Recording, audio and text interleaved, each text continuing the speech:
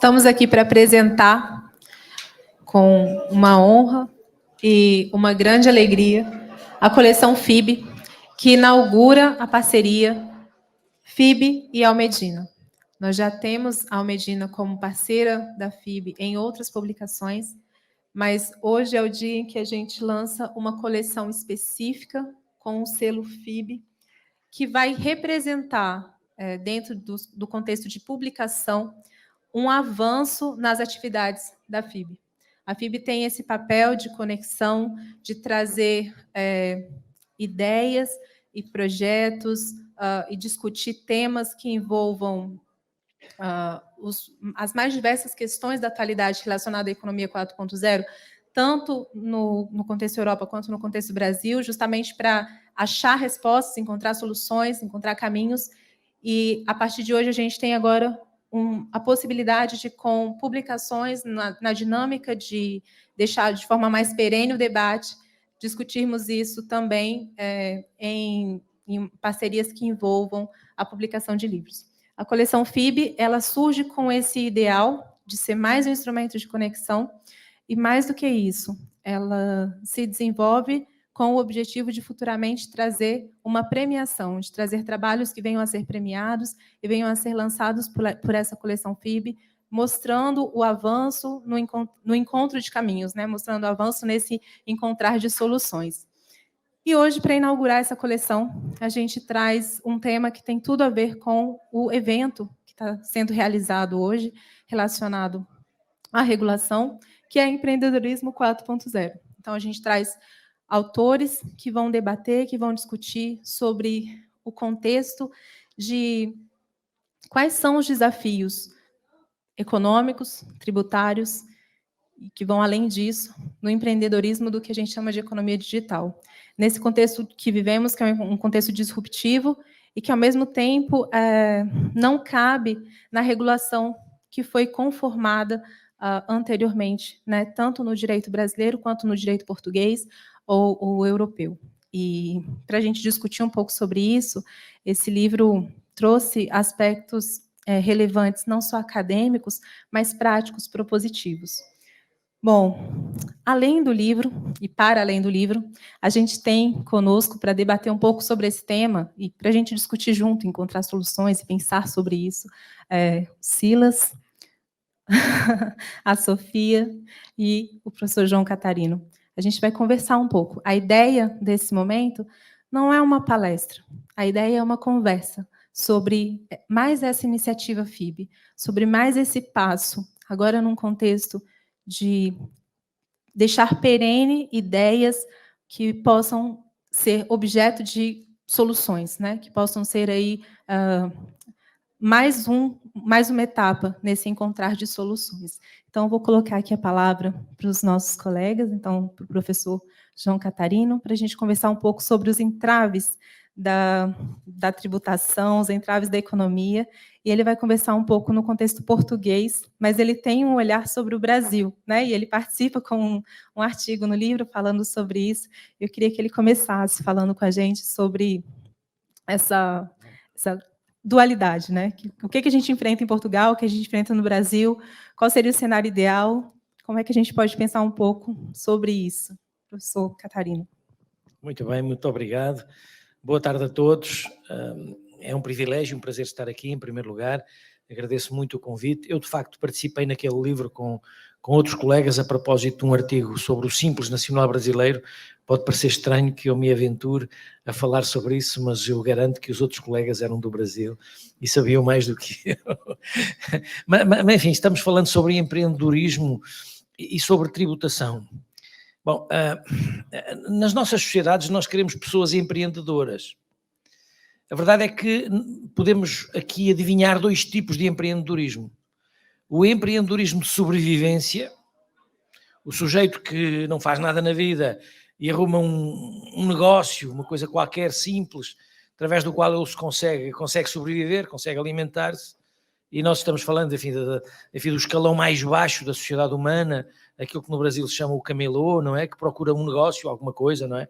Se há um fenómeno interessante de ver, tem a sua beleza, para quem vai de fora, é o movimento das pessoas que nas praias vendem tudo e mais alguma coisa, só não vender caixão e talvez outra coisa, assim, sei lá, mas sopa, comida, tudo se vende. E de facto é um espetáculo para a vista, para os olhos, é da sociologia humana, se quiserem, mas que revela também esta necessidade das pessoas sobreviverem e, portanto, desenvolverem uma atividade humana.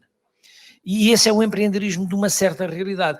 O outro empreendedorismo que nós amamos mais, as sociedades desenvolvidas, como as nossas e livres, gostamos das atividades económicas que estão lá em cima, aquelas que ninguém percebe, que ninguém entende, que são muito avançadas, que estão buscando novas áreas do conhecimento, novas formas de produzir bens e serviços. E esse empreendedorismo nós também gostamos dele, porque ele dá sempre a ideia de que nós somos muito avançados, muito modernaços, muito...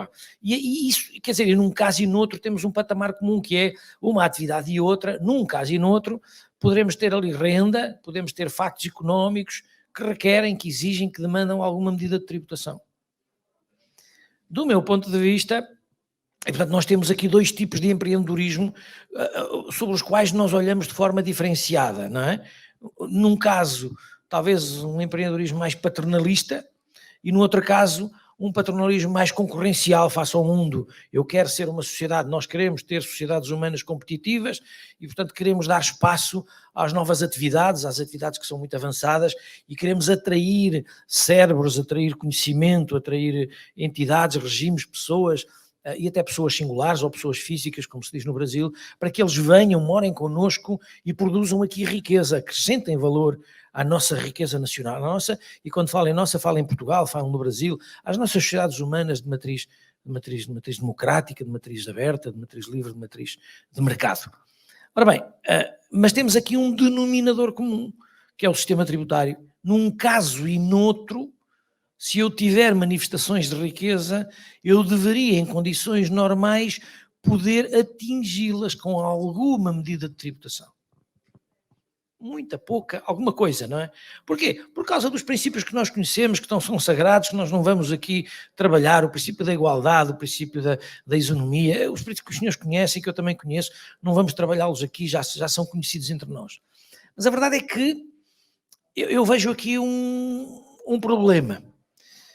Os nossos sistemas tributários tendem a imitar as sociedades humanas onde vivemos.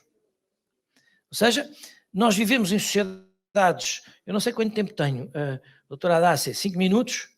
É? Quando chegar no final do tempo, me avisa, eu calmo, não tem problema, eu nunca passo do tempo. Acabou. Venho cá para a semana, para o ano, falo mais. É que nós temos sociedades humanas muito evoluídas, com sistemas de toda a ordem, sistemas legais, sistemas normativos, sistemas de trabalho, enfim, complexos, temos sociedades complexas. A sociedade brasileira é complexa, a sociedade portuguesa é complexa, as sociedades europeias são complexas, o mundo dito desenvolvido é complexo. E nós não podemos esperar que os sistemas tributários amem a complexidade, ou tendam para a complexidade, ou se inclinem para a complexidade. Qual é o resultado? O resultado é que os sistemas tributários tendem a acompanhar, tendem a mimetizar, tendem a ter que, é como se eles tivessem esta obrigação de ser complexos por natureza, porque a sociedade humana é complexa. E, portanto, nós temos que abranger tudo, temos que tributar tudo, temos que controlar os factos económicos, portanto, eles são complexos. E isto, a meu ver, leva a um problema, e enfim, eu já refleti muito sobre isto ao longo da minha vida, porque fiz parte de várias comissões de reforma aqui neste país e trabalhei na OCDE em representação de vários governos portugueses e na Comissão, na União Europeia, na negociação de diretivas e outros textos. Portanto, tenho muita experiência internacional. Na verdade, nós tendemos para esta complexidade, julgando que nós com isso elevamos o patamar de justiça, e em teoria sim, criamos regimes tributários muito complexos, regimes tributários muito perfeccionistas que querem de facto alcançar a individualidade humana, por exemplo, no que respeita à tributação da renda, mas depois na prática eles são tão complexos que depois escapam, há muitos factos tributários que lhe escapam, tornam-se difíceis de entender, tornam-se difíceis de aplicar, tornam-se chatos de cumprir, tornam-se no fundo é como se inventassem uma linguagem nova chamada o tributalês ou alguma coisa assim, não é? Porquê? Porque o cidadão comum não entende o que está ali, não entende normas tributárias. Tenho a certeza que o Brasil tem no seu Código Tributário Nacional, normas maiores, com mais palavras, com mais letras, do que a Declaração de Independência dos Estados Unidos da América do Norte. E este é o nosso problema, é que para definir o caráter de uma nação, e no fundo uma forma de vida que influenciou o mundo, a Revolução Americana é anterior à Revolução Francesa, e a Revolução Francesa foi também por ela influenciada, embora com paradigmas liberais diferenciados. A verdade é que eles conseguiram definir o espectro, o espírito de uma nação num texto mais condensado que aquilo que hoje nós conseguimos definir num só artigo de uma lei do Código Tributário Nacional ou de qualquer outra norma. Portanto, alguma coisa se passa quando nós olhamos para o empreendedorismo, quando nós precisamos das sociedades a produzir riqueza para sermos ricos, para distribuir essa riqueza e para acompanharmos os outros. Por outro lado, é como se os nossos tributários, os nossos sistemas e os nossos regimes de tributação do empreendedorismo quase que negassem, o empreendedorismo e não só, negassem esta facilidade que isto deveria ter. Portanto, na minha perspectiva, eu quase que preferiria sistemas tributários menos justos na teoria, mas mais justos na prática, isto é, que alcançassem melhor todas as medidas de renda, ainda que de uma forma mais imperfeita. Pode ser que o sistema seja mais imperfeito, mas ele consegue catar de cada uma alguma coisa. E hoje em dia nós temos sistemas que tributam muito bem certas categorias de renda ou certos padrões, certo tipo de contribuintes, e depois não conseguem chegar a outros, porque escapam na malha, e é muito fácil eles escaparem.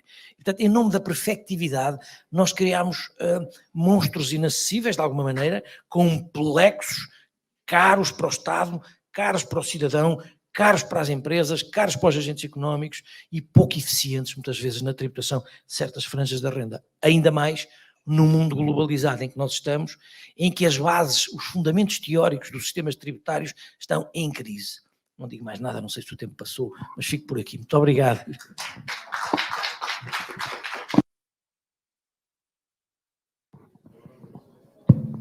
Quando o professor João Catarino traz, né, esse debate sobre a questão da tributação, que é um dos contextos desenvolvidos no livro, e que eu convido, né, quem está nos assistindo, a comprarem o livro, a gente está com um desconto no QR Code, com 40% de desconto, então quem acessar pelo QR Code, que está aqui no painel, vai estar aparecendo na tela também, vai ter 40% de desconto para acessar direto e comprar na pré-venda. Esse livro traz esse debate plural. E aí a gente vai ver aspectos que envolvem a tributação, que envolvem a regulação, mas que envolvem também, e aí o Silas pode conversar com a gente, aspectos muito práticos. O Silas está aqui como representante do SEBRAE, né? E dentro da sua função, da sua nobre função, vai contar um pouco para a gente sobre esses desafios. E aí vocês vão perceber essa pluralidade e essa interconexão entre o desafio estatal na arrecadação, na questão tributária, e o desafio daqueles que ajudam as empresas e os empreendedores a encontrar caminhos. E depois a Sofia vai conversar com a gente, e já pode até ser direto, sobre o próprio empreender, né? Sobre os desafios de empreender dentro da economia digital e ainda mais no contexto feminino. E aí ela pode contar um pouquinho para a gente sobre a experiência dela dentro do Mercado Livre. Respondendo à pergunta da professora Radassa, o SEBRAE ele tem um papel muito importante, é reconhecido no Brasil, de apoiar as micro e pequenas empresas. Temos, inclusive, benchmark com outros países. E a gente trabalha em algumas frentes. A primeira dela é a construção de políticas públicas, né? Você trabalhar no marco legal para que empreender seja mais fácil. Aí a gente trabalha de forma propositiva, não só reativa, né? Propositiva, por exemplo, com relação ao microempreendedor, que a gente criou lá em 2007, 2008, a Receita Federal participou, está aqui o Dr. Paulo Ricardo, que era secretário adjunto na época e participou dessa formulação também na Receita Federal. É claro que o MEI tem muitos problemas, inclusive um dos grandes problemas do MEI hoje é a transição, né? A saída do microempreendedor. Criou-se um muro tributário. Nós tínhamos esse muro do simples, professor, para os demais regimes, que a gente resolveu em 2015, mas do MEI continua tendo esse problema.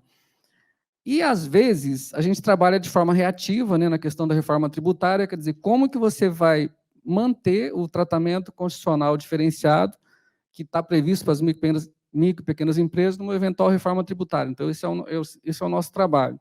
Agora, como o Sebrae, nós estamos numa vibe hoje, usando uma linguagem mais nova, né, de não acreditar muito, falando em 4.0, né, a gente tem um pouco de dúvidas, até pelos 32 anos, professor, que a gente está tentando fazer reforma tributária séria no Brasil, e é difícil, né?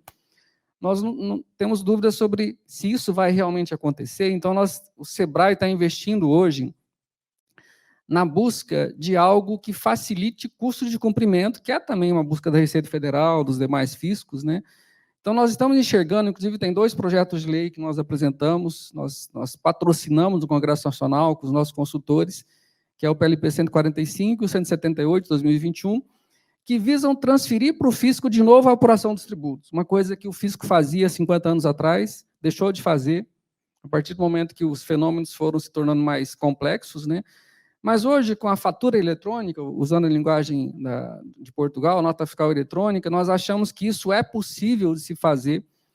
Inclusive, as ferramentas de avaliação dos fiscos, o TADAT, né, que é o Fundo Monetário, eles dizem que isso é muito importante, é um dos elementos de eficiência dos fiscos em todo o mundo. Então, nós, Sebrae, estamos lutando hoje para que o fisco volte a apurar tributos, começando, é claro, pela declaração pré-preenchida, você não vai chegar nunca de uma vez só, né, você tem que fazer etapas. A Receita Federal já faz isso no Brasil com o imposto de renda da pessoa física, então a gente quer que isso chegue aos demais impostos, tributos. Eu falei aqui num seminário com o Dr. Jorge, que é o secretário de Fazenda de Alagoas, né?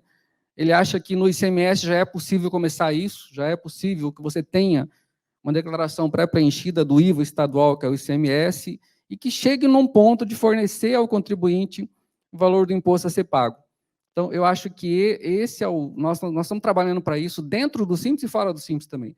Porque as micro e pequenas empresas são afetadas fora do Simples também. Tem muitos fatos geradores que são cobrados fora, né? Então, esse é o trabalho do Sebrae na questão do empreendedorismo e também, é claro, preparar as empresas para o mundo digital, que é necessário, né? Tem que estar no mundo digital, mas de forma diferenciada. Não adianta eu estar no mundo digital se eu perder a singularidade que a micro e pequena empresa tem quando atende. Tem que ter o diferencial da micro e pequena empresa. Porque no mundo digital todos vão estar.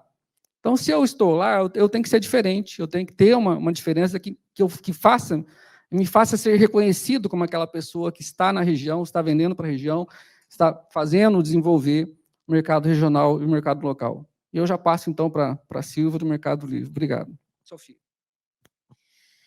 Bom, boa tarde a todos e a todas. É um prazer estar aqui. Acho que é um livro mais do que atual, acho que precisamos discutir. E eu queria trazer uma perspectiva assim, rápida sobre empreendedorismo feminino, especialmente em plataformas digitais. Na opinião do Mercado Livre, enquanto plataforma digital, eu estava até falando para o professor do tamanho da empresa hoje na América Latina, é a empresa mais valiosa da América Latina hoje, tendo superado a Vale, inclusive, né? É uma plataforma em que nós entendemos que o empreendedorismo feminino e o próprio MEI, né, as próprias micro e pequenas empresas, elas fazem parte daquela vertical de ESG. Então, isso é uma obrigação que a plataforma tem de entender que essas mulheres, né, que essas micro e pequenas empresárias, elas precisam de um tratamento específico dentro da plataforma. E a gente tem uma parceria muito forte com o Sebrae, nós estávamos até aqui falando para profissionalizar essas mulheres que estão dentro da plataforma. E aí, alguns exemplos que nós temos são, por exemplo, a profissionalização que nós fizemos no México, de mulheres que trabalhavam com artesanato para prepará-las para o mercado digital. Então, no México, a gente já tem esse exemplo, a gente já está fazendo algo muito semelhante no Brasil, mas nós lançamos agora, em março, um programa que se chama Vai Mulher. Esse programa, então, ele faz parte de um pacote América Latina, onde a gente quer profissionalizar pelo menos 3.500 mulheres dentro do comércio eletrônico, e é uma iniciativa bacana, até para não errar aqui os dados, ela é específica para microempreendedoras do gênero feminino com renda mensal de até R$5.000, são 900 vagas, onde a gente entende que essas mulheres precisam ser preparadas não só para o mercado eletrônico, mas especialmente para aprenderem a lidar com dinheiro, né? Então, com educação financeira, e além de educação financeira, a gente entende que, ao preparar essa mulher para o mercado digital, a gente consegue preparar todo o seu núcleo familiar e todo o negócio que está na volta dessa mulher, toda a comunidade que está na volta dessa mulher. Então, dentro da vertical de ESG para a plataforma digital, o empreendedorismo feminino, ele grita na plataforma eletrônica, dizendo que essas mulheres precisam ser protegidas e, mais do que isso, preparadas, porque nós sabemos, e até eu trouxe esse dado hoje de manhã, que enquanto a gente tem 1 para 20 mulheres nos Estados Unidos e na Europa que são donas de uma microempresa, na América Latina e Brasil nós temos 1 a cada 5 mulheres, porque elas precisam fazê-lo para... são aquelas microempreendedoras que precisam sobreviver, né, de subsistência. Então, o programa já está aberto. E aí, para finalizar, para não tomar mais tempo, a gente também está com um programa específico para jovens de baixa renda, para que elas possam aprender a programar e sobreviver no mundo digital. E ela está disponível também neste programa Vai Mulher, que nós entendemos que é uma vertente forte de ESG para o Mercado Livre. Muito obrigada.